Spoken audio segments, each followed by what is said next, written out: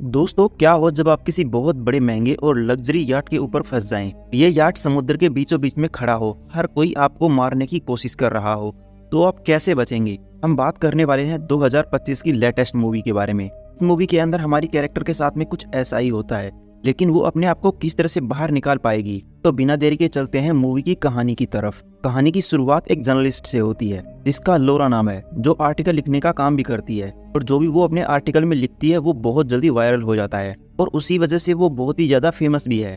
किसी भी बात की तह तक जाना ये उसका काम है। एक जर्नलिस्ट का काम भी यही होता है। उसका दिमाग किसी डिटेक्टिव से भी बहुत तेज चलता है। उस वजह से उसे पता लग जाता है कि दाल में कुछ काला है या नहीं। उसने बड़े बड़े लोगों का पर्दाफाश भी किया है, लेकिन कुछ दिन पहले ही उसके साथ में एक अजीब घटना हुई थी। उसके सामने एक लड़की डूबकर मर गई थी और वो उस लड़की को बचा नहीं पाई थी। खैर, ये तो पुरानी बात है। वो अपने जब ऑफिस में आती है तो सभी लोग उसे कांग्रेचुलेशन बोलते हैं, क्योंकि एक बार फिर से वो वायरल हो चुकी है। वो अपने कंप्यूटर डेस्क के सामने बैठी हुई है। तभी उसे एक इनविटेशन मिलता है।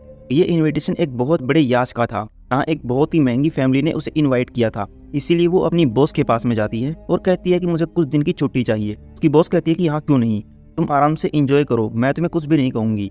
कहती है कि एक बहुत बड़ा याच है और उसके ऊपर मुझे इनवाइट किया गया है। बस 3 दिनों की बात है, मैं वहां पर रहूंगी तो शायद मेरा मूड भी अच्छा हो जाएगा। तो उसकी बॉस कहती है कि ठीक है, बाकी काम तुम आकर कर लेना। इसीलिए वो यहाँ से तैयार होकर उस बहुत बड़े याच के ऊपर चली जाती है। दिखने में ये याट बहुत ही ज्यादा खूबसूरत था। जब वो यहाँ पर पहुंचती है तो उसका अच्छे से स्वागत किया जाता है। उसे सबसे पहले डॉक्टर मेहता मिलता है, जिसके साथ में वो बातचीत करती है। साथ ही हमें पता चलता है कि यहाँ एक एन नाम की औरत है जो बहुत ही ज्यादा अमीर है, और अमीर का हस्बैंड भी है जिसका रिचर्ड नाम है। और भी बहुत सारे लोग थे जो इस याट के ऊपर आए हुए थे। तभी उसे उसका एक्स बॉयफ्रेंड दिख जाता है जिसका बेन नाम है। वो अपने एक्स बॉयफ्रेंड को नहीं देखना चाहती थी। दरअसल कुछ दिन पहले ही इन दोनों का ब्रेकअप हुआ है और वो इसके साथ में दोबारा से कुछ भी शुरू नहीं करना चाहती। लेकिन बेन भी कहता है कि मैं भी तुम्हारे साथ में कुछ भी दोबारा शुरू नहीं करना चाहता, बस जो हो गया वो हो गया, वो हम दोनों की गलती थी। लोरा को जो कैबिन दिया गया है वो कैबिन नंबर 8 है और उसके बगल में है कैबिन नंबर 10। वो देखती है कि कैबिन नंबर 10 में कोई सिगरेट पी रहा है और झूठी सिगरेट उड़कर यहाँ मेरे पास आई है, इसीलिए वो इसे कचरे के डिब्बे में डाल देती है। तभी लोग इस याट के ऊपर आनंद ले रहे थे। हम आपको एक बात तो बताना भूल ही गए, जो बेन नाम का लड़का है जो उसका एक्स बॉयफ्रेंड है लोरा का, वो दरअसल एक फोटोग्राफर है। साथ ही साथ वो यहाँ पर फोटो क्लिक करता है। उसे भी इन अमीर लोगों ने हायर किया है। सभी लोगों को कहा जाता है कि शाम को डिनर होने वाला है, उस वजह से टाइम पे सभी लोग पहुंच जाना। तो लोरा भी अपने कमरे में जाती है और अच्छे से तैयार होती है, लेकिन वो अपने एक्स बॉयफ्रेंड को देखती है जो किसी और लड़की के साथ में था। उसे अपनी आता तरफ देख वो छुप जाती है। वो कैबिन नंबर 10 में छुपती है, लेकिन देखती है कि वहां पर पहले से ही एक लड़की है जो कि शावर ले रही थी। उससे वो माफी मांगती है और इस कैबिन से बाहर चली जाती है। अब सभी लोग एक जगह इकट्ठा होते हैं। ये अमीर लोग हैं, उस वजह से इनके चौंचले भी अलग अलग हैं। कोई अपनी अमीरी की बात करता है तो कोई अपनी अमीरी की। एक ग्रेस नाम की लड़की जो सोशल मीडिया इन्फ्लुएंसर है, वो भी इन्हीं लोगों के साथ में बैठी हुई है। अब ये लोग जब डिनर कर रहे थे, तब डिनर के बाद लोरा को एक औरत बुला लेती है। उस औरत का एन नाम है, जो रिचर्ड की पत्नी है, जिसको कैंसर है, जो कि याट के ऊपर सबसे अमीर औरत है। वो लोरा से मिलती है। एन कहती है कि मैंने तुम्हारे आर्टिकल पढ़े हैं, तुम सच में बहुत अच्छा लिखती हो, लेकिन मुझे तुम्हारी कुछ राय चाहिए। मैं शायद कुछ दिन की मेहमान हूँ, उसके बाद मैं इस दुनिया को छोड़ के हमेशा के लिए चली जाऊंगी। मैंने कुछ लिखा है, तुम ये पढ़कर बताओ कि मैंने ये सही लिखा है या नहीं लिखा। तो लोरा इस चीज को पढ़ने लग जाती है। लोरा को पता चल जाता है कि ये एक वसीयत है। लोरा कहती है कि तुमने अपनी सारी जमीन जायदाद दौलत किसी ट्रस्ट के नाम पे करने जा रही हो। आखिर तुम ऐसा क्यों कर रही हो, क्योंकि तुम तो सबसे अमीर हो, अपने लिए कुछ बचा के तो रखो।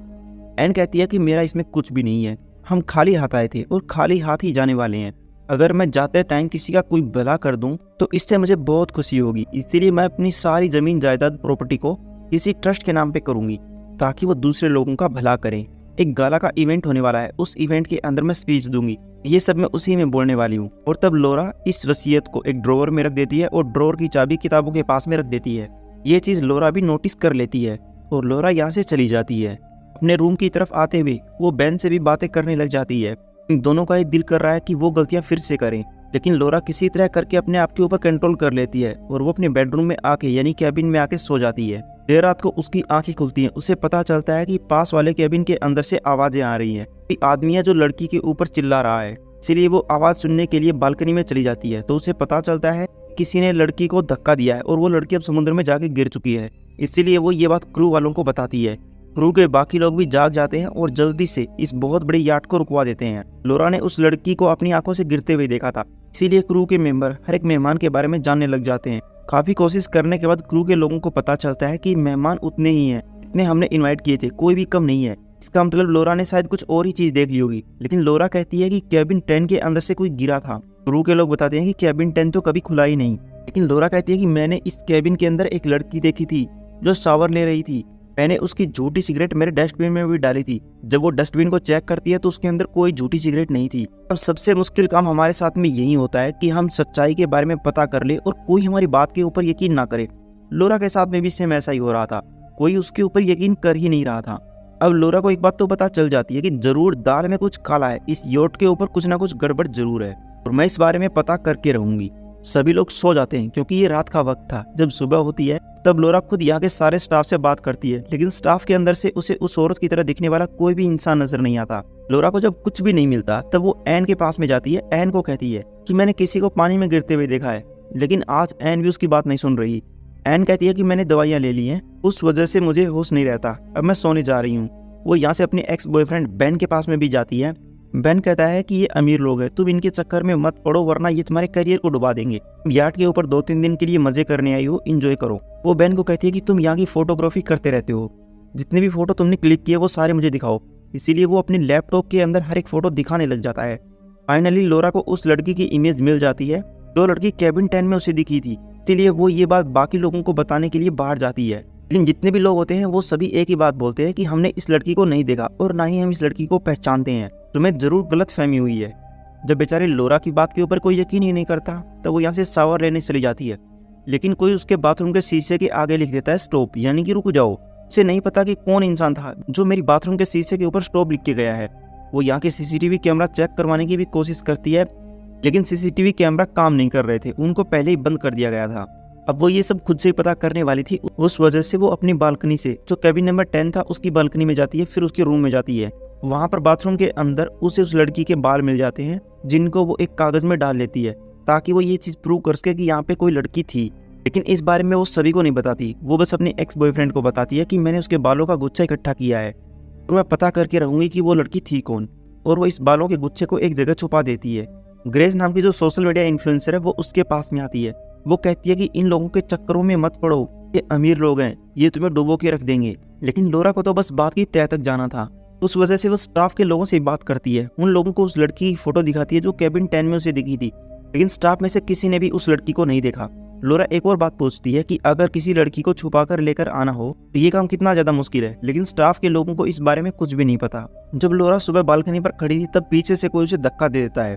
अच्छी किस्मत के चलते वो स्विमिंग पूल में ही गिरती है, लेकिन कोई स्विमिंग पूल के गेट को ही बंद करने लग जाता है और लोरा उसके अंदर फंस जाती है। लेकिन हाइडी जो कि अमीर लड़की है तो लोरा को देख लेती है, उस वजह से लोरा की जान बचती है। सभी लोग लोरा को ये बात कहने लग जाते हैं कि तुम्हारा दिमाग खराब हो चुका है, तुम अपने आप को रेस्ट देने की कोशिश करो, दूसरों के मामले में क्यों पड़ती हो। लोरा कहती है कि मुझे किसी ने पीछे से धक्का दिया था और किसी ने स्विमिंग पूल के गेट को भी बंद किया था, लेकिन लोरा की बात पे कोई यकीन नहीं करता। लोरा को पता चलता है कि जो बाल मैंने उस लड़की के छुपाए थे अब वो बाल भी मेरे कोट में नहीं है, इसका मतलब उस सबूतों को भी किसी ने मिटा दिया। उसे समझ में नहीं आता कि मैं करूँ तो करूँ क्या। उसे तो अपने एक्स बॉयफ्रेंड बेन के ऊपर ही शक होने लगता है क्योंकि वो हर एक बात बेन को ही बताया करती थी। लेकिन बेन कहता है कि इसमें मेरा कोई हाथ नहीं है, मैं तो तुम्हारा साथ देना चाहता हूँ। यहाँ तक कि इस जगह पर जितने और लोग थे वो भी बेचारे लोरा को कोसने लग जाते हैं। वो कहते हैं कि तुमने हमारा सब कुछ बर्बाद कर दिया, हम यहाँ पे एंजॉय करने के लिए आए थे, लेकिन कभी तुम कैमरे चेक करवाती हो, कभी लोगों को जगाती हो, तुमने तो हमारा जीना ही हराम कर दिया, इससे अच्छा तो तुम यहाँ पे आती ही नहीं। लेकिन लोरा इन सब चीजों को सहन कर लेती है। वो अपने कमरे में आ जाती है, लेकिन तभी उसे पता चलता है कि कोई मेरे कमरे का दरवाजा खटखटा रहा है। जैसे ही वो दरवाजा खोलती है कोई गलियारे से जा रहा था, वो उसका पीछा करती है और कहती है कि रुको, तुम हो कौन, कम से कम मुझे ये तो बताओ। ये जो भी इंसान था ये यहाँ से सीधा गलियारे के अंदर से निकलकर एक इंजन रूम में पहुंच जाता है और लोरा भी उसके पीछे पीछे चली जाती है और एक जगह पर जाकर लोरा उसे पकड़ लेती है। लोरा देखती है कि ये तो वही लड़की है जो केबिन 10 के अंदर थी, लेकिन लोरा जब उसकी विग को हटाती है तो पता चलता है कि ये वो लड़की नहीं बल्कि ये तो एन है, जो कि सबसे अमीर औरत है जिसको कैंसर है। एन तब लोरा को बेहोश करती है और उसे यहीं पर रोक देती है, खुद यहाँ से भाग जाती है। अगले कुछ घंटों तक लोरा यहीं पर बेहोश पड़ी रहती है। जब लोरा को होश आता है तो वो यहाँ से निकलने की भी कोशिश करती है, लेकिन नाकाम रहती है। अभी एन नाम की लड़की लोरा के पास में अगले दिन फिर से आती है, लेकिन लोरा को समझते देर नहीं लगती। वो इस लड़की को कहती है कि मुझे पता है कि तुम एन नहीं हो, बल्कि तुम एन की तरह दिख रही हो, और जो एन नाम की लड़की है शायद उसको पानी में तुमने ही फेंका है। ये लड़की कहती है कि नहीं, ऐसा कुछ भी नहीं है। मैं तो यहाँ पर केवल चंद पैसे के लिए आई थी और मेरा असली नाम कैरी है। और अब यहाँ पर लोरा सब कुछ समझ जाती है। दरअसल जो एन नाम की सबसे अमीर औरत थी वो अपनी वसीयत के अंदर से सभी को निकालकर खुद की वसीयत को किसी ट्रस्ट के नाम पे करने वाली थी। लेकिन एन का जो हस्बैंड रिचर्ड है वो ये सब नहीं चाहता था। वो चाहता था कि एन सारी जमीन दौलत मेरे नाम करे। इसीलिए उसने इस कैरी नाम की औरत को हायर किया, उसे पैसों का लालच दिया। कैरी को बस एक दिन एन बनने का नाटक करना था और वसीयत पर सिग्नेचर करने थे ताकि सारी जमीन जायदाद रिचर्ड के नाम पे हो सके। लोरा इस लड़की से बात करने की कोशिश करती है लेकिन कैरी वहाँ से एन बनकर चली जाती है, जहाँ वो सभी के साथ में सेलिब्रेट करती है। लेकिन बेन लोरा के कैबिन में जाने की कोशिश करता है, लेकिन डॉक्टर मेहता वो लोरा के कैबिन से बाहर निकलता है और कहता है कि उसकी हालत खराब हो चुकी है, लोरा को थोड़ा आराम करने दो। और डॉक्टर मेहता यहाँ से सीधा रिचर्ड के पास में चला जाता है और कहता है कि जो लड़की लोरा है वो अपने कैबिन में नहीं है, मैंने उसे हर जगह ढूंढ लिया, वो वहाँ पे नहीं मिली। रिचर्ड कहता है कि जब भी वो लड़की मिल जाए उसे मार देना। और ये चीज जो कैरी नाम की लड़की एन बनी हुई है वो भी सुन लेती है। उसे पता चल जाता है कि लोरा की जान खतरे में है, इसलिए वो देर रात को ही लोरा के पास में जाती है और लोरा को कहती है कि वो तुम्हें मारने वाले हैं।